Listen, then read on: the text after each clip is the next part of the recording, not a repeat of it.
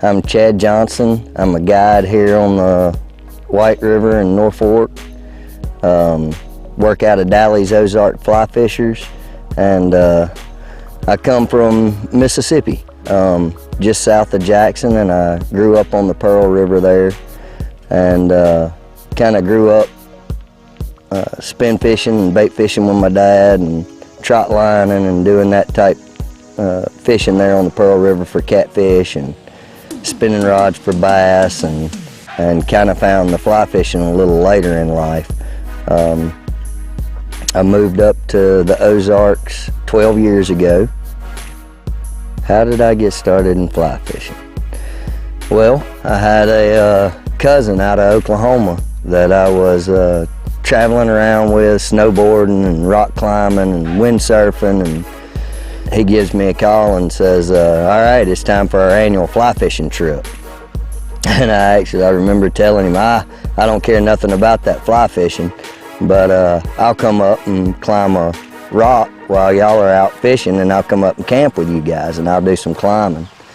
And about 2 weeks before I come, I broke my arm on a motocross track jumping a tabletop, so I was not able to do any climbing and I was not able to work, so I said, well, I'll come on up and I'll camp with you boys. That ended up with me having a black bag on my cast and out in the river fly fishing, and I remember I caught 4 rainbow trout in 4 days, and needless to say, that was the beginning of the end. It just kind of got in my blood. How did I learn about big streamers? It's a pretty good story. I actually enjoy telling this story. So Alex Lafquez comes down, and he's got a customer from down here that he was visiting, and he had stopped in the fly shop and said hello and introduced himself as a guide out of Michigan, and went on about their business, and they went and fished. And he calls me up at the fly shop and he says, well, I've broken an 8-weight. Is there any way that you could let me borrow one for the remainder of the time that I'm here?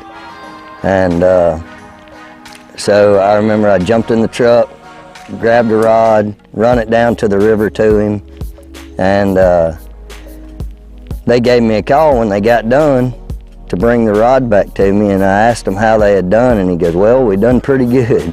And he showed me a couple of pictures, and I remember thinking, how in the world did this Michigan boy come down here on what is our home waters and whoop my butt? And so I had him give me a couple of the flies they were using, and God, they were ridiculous. Triple hooks, 9 inches long, 2 packs of marabou on each hook, it seemed like, big bullet heads on the front. God, it was like casting a tank. And when they left, I went and bought lead core from Walmart like you'd use on a lake, and tied up some of these ditch pigs that he was using. And we went out and put on the river, and we didn't make it 100 yards downriver, 150 yards downriver, and I caught a 27-inch brown trout. Needless to say, we had never caught anything that big, so that kind of obviously threw the big spark into the fishery and into us, that there was another way for us to target these bigger fish in our rivers that we had not targeted before. My favorite streamer? Well, I'm a little biased. You know, I'm going to say that my favorite streamer is the Sluggo. And the reason that that's one of my favorite streamers, I mean, obviously, I tied it. I developed it, so that's one reason that I've used it as much. But because the reason that I'm gonna pick it as my favorite streamer is just because I've caught so many big fish on it. and it transfers from one river system to another river system, in that I've caught smallmouth on it, I've caught my biggest largemouth on it, I've caught my biggest trout on it. I mean, there's so many different species of fish that I've been able to catch on it that I've got to pick it as my favorite. Although, like I say, I'm a little biased. It's got great action and it's light enough my guys can cast it. So I guess all three of those things, with them kind of producing my biggest fish, them being really nice to cast, and them having a great action, kind of brings Sluggo in as my number one. What's the best tip I can give streamer fishermen as a whole? You know, it would probably be that you don't just rake. And what we consider raking is, you know, when we're throwing these big streamers, the fish bite are so few and far between that we can get lost in a rhythm. We can end up just throwing it out and pulling it back in, and throwing it out and stripping it back in. And that's really kind of, when you think about it, it makes no sense whatsoever. When we have other flies or other lures, when we're fishing on spinning rods, we want action into everything. We're twitching the tip, we're jigging the jig, we're swimming the swim bait. And then a lot of times with the fly fishing, because we get so lost in the cast, we just kind of throw them out and rake them back in. And what I would say is, the best tip I can give you is fish your fly. You know, you still need to get in by that log jam. You still need to strip it down that ledge and through the pool. Working your flies is probably the number one tip that I can give people. It's probably the number one downfall that I see in customers, and the difference in putting them in the boat and not putting them in the boat is the guys that get kind of lost in the rhythm and they're not fishing their flies. The first fly I ever tied, it would have been a sow bug. Mr. Ron McQuay taught me to tie a sow bug, and I remember sitting in the shop and him showing me how to tie the bug, and I sat beside him and tied the bug with him. Of course, obviously, mine looked horrible.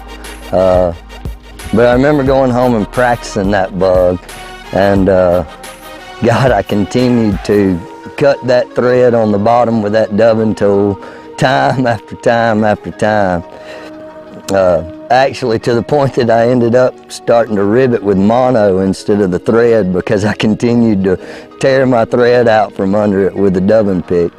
And after I got the fly, obviously, where I could tie it decent, I just kind of remember feeling like, hey, this is right up my alley. Like, this is something that I'm supposed to be doing. And so it was a very fond memory, and I still thank Mr. Ron every time I get him by himself for getting me started in this. What is my favorite material to tie flies with? You know, I believe I'm gonna pick bucktail and slapping.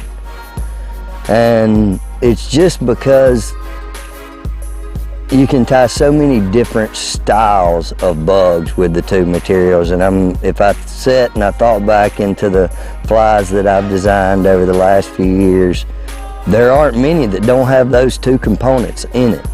And it's just because the bucktail feels and gives you such broad shoulders for these big bugs that it really gives you the bulk that you're looking for without the weight of hauling any water.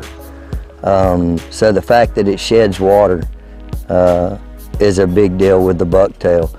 And the slapping you have to go with, because it's kind of the only way that we get our streamers to be as long as we're looking for them to be here, is with the extension of the slapping for the tail. So I believe if I sit down with bucktail and slapping, I could probably tie something up to catch about any species of fish you were looking for.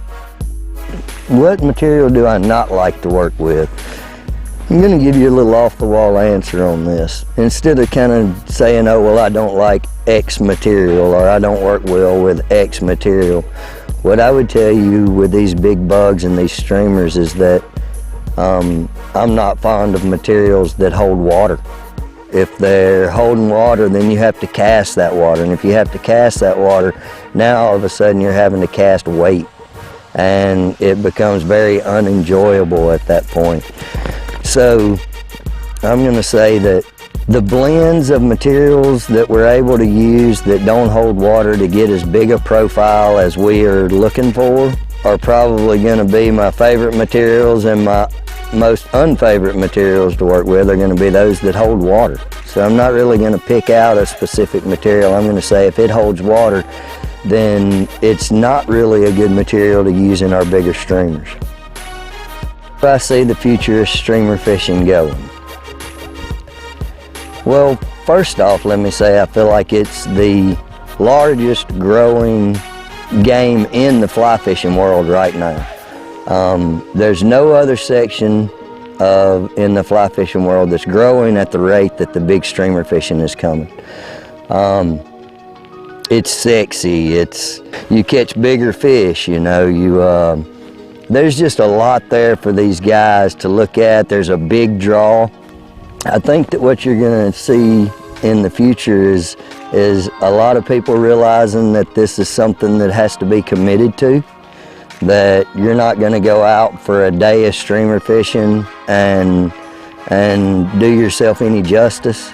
And right now I feel like there's a lot of people on the internet and that are seeing this that just feel like, oh, I'm going to go throw big streamers and 30 inches are going to jump in the boat. So one of the things that's going to happen in the future is the realization that this is a tough game. Sitting something that's done with ease is something that you have to commit to. And I feel like right now that the future holds a realization to some of these people that we're trophy hunters.